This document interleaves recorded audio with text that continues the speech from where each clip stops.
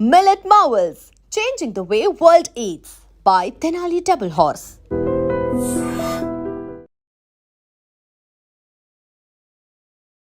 మహారాష్ట్ర పాల్ఘర్ లో జరిగినటువంటి అత్యంత విషాదకరమైనటువంటి ఘటన ఇది. యాక్చువల్లీ మనం ఇప్పుడు చూస్తోంది 4 అంతస్తుల భవనం. ఆ భవనంలోనే నిన్న ఎంత సందడిగా ఉండే అంటే చుట్టాలతోని, అట్లాగే స్నేహితులతోని, బంధువులతోని పూర్తిగా అపార్ట్మెంట్ లో ఒక సందడి వాతావరణం ఉండే. యాక్చువల్లీ 1 ఇయర్ బేబీ ఆరాధ్య, ఆమె ఫస్ట్ బర్త్డే ఆ రోజు. అందుకని వాళ్ళ రిలేటివ్స్ అనుకోండి, ఫ్రెండ్స్ అనుకోండి, అందరూ ఈ ఆరాధ్య మొదటి పుట్టినరోజుల్లో పాల్గొన్నటువంటి సిచ్యువేషన్. చాలా ఆనందంగా గడిపారు, అంతా అయిపోయింది. గాఢ నిద్రలోకి జారుకున్నారు వీళ్ళంతా కూడా.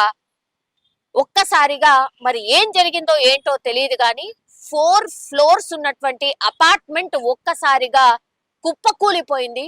శిథిలాల కింద పూర్తిగా ఆ అపార్ట్మెంట్ లో గాఢ నిద్రలో ఉన్నటువంటి వాళ్ళు అందరూ కూడా ఆ బిల్డింగ్ శిథిలాల కింద పూర్తిగా సమాధి అయిపోయినటువంటి పరిస్థితి.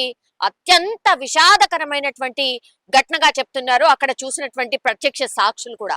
ఎందుకంటే ఆరాధ్య, నేను ఇంతకు ముందు చెప్పినట్టుగా ఆరాధ్య మొదటి పుట్టినరోజు ఆఖరి పుట్టినరోజు అవుతుంది అని ఎవరు కూడా ఊహించి ఉండరు. ఎందుకంటే ఆనందాల మధ్య, కోలాహలం మధ్య జరిగినటువంటి ఆ ఫస్ట్ బర్త్డే పూర్తిగా కుటుంబంలోనే విషాదాన్ని నింపుతుందని ఎవరూ అనుకోలేదు. వాళ్ళ తల్లి అంటే ఆరాధ్య తల్లి, ఆమె అట్లాగే ఆరాధ్య ఈ 1 ఇయర్ బేబీ, నిన్న బర్త్డే చేసుకున్నటువంటి బేబీ చనిపోయినటువంటి పరిస్థితి స్పాట్ లో. వాళ్ళ నాన్న ఇంకా కూడా శిథిలాల కింద కొట్టు మిట్టాడుతున్నటువంటి పరిస్థితి. అంటే కనిపిస్తున్నాడు, శిథిలాల కింద ఆయన ఉన్నట్టు కనిపిస్తున్నాడు, కానీ పూర్తిగా దెబ్బలు తగిలి అపస్మారక స్థితిలో ఉన్నటువంటి సిచ్యువేషన్ కనిపిస్తోంది అని అక్కడ ఉన్నటువంటి వాళ్ళు చెప్తున్నటువంటి పరిస్థితి. రెస్క్యూ ఆపరేషన్స్ చాలా వేగంగా జరుగుతున్నాయి. ఎన్డీఆర్ఎఫ్ సిబ్బంది కావచ్చు, పోలీస్ సిబ్బంది కావచ్చు, అందరూ కూడా అక్కడ రెస్క్యూ ఆపరేషన్ లో పాల్గొంటున్నారు.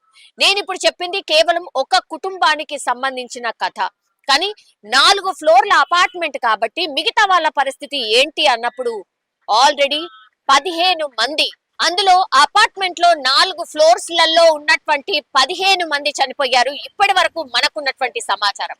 ఇంకా 20 మందికి తీవ్ర గాయాల పాలై దగ్గరలో ఉన్నటువంటి అంటే హాస్పిటల్లో చేర్పించారు.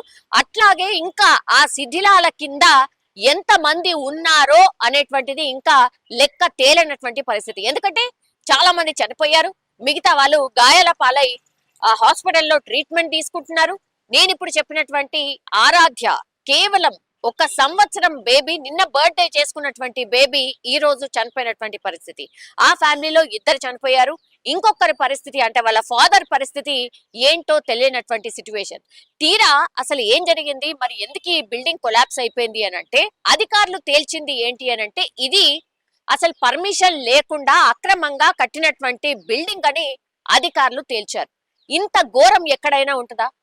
ఇన్నేళ్ల నుంచి 4 ఫ్లోర్ల బిల్డింగ్ కట్టి అక్కడ ఉన్న వాళ్ళందరూ కూడా నివసిస్తున్నారు, ఫ్యామిలీ ఉంది.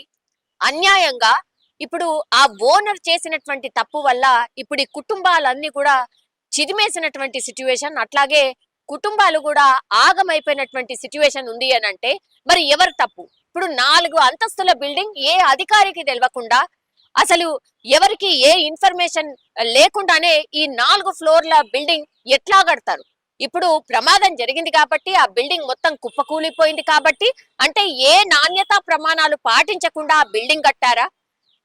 అయితేనే అది కొలాప్స్ అయిందా? ఎందుకు కొలాప్స్ అయిపోయింది?